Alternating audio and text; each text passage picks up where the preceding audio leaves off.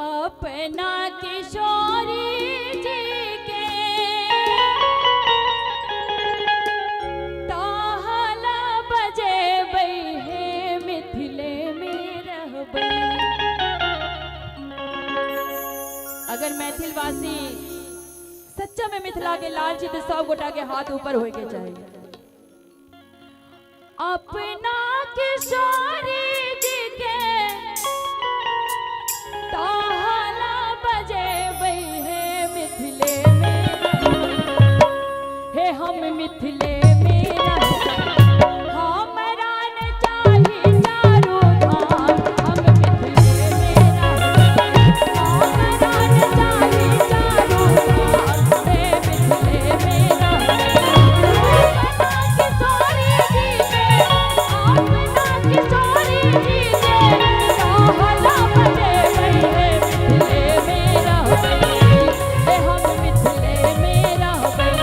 हमरा न चाही चारू धाम हम मिथिले में रहबै हमरा न चाही चारू धाम हे मिथिले में रहबै।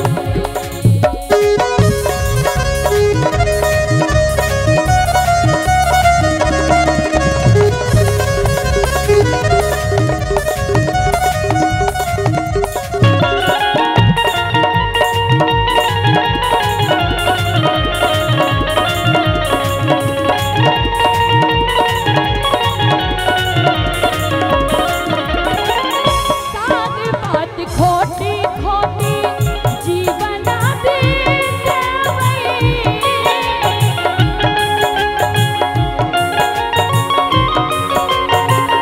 साग बात खोटी खोटी जीवन बीतेबै। साग बात खोटी साग बात खोटी साग बात खोटी खोटी जीवन बीतेबै जीवन बीतेबै हम मिथिले में रहबै। जे मिथिला में रह चाहे छी कनी हाथ ठाड़ करियो ना।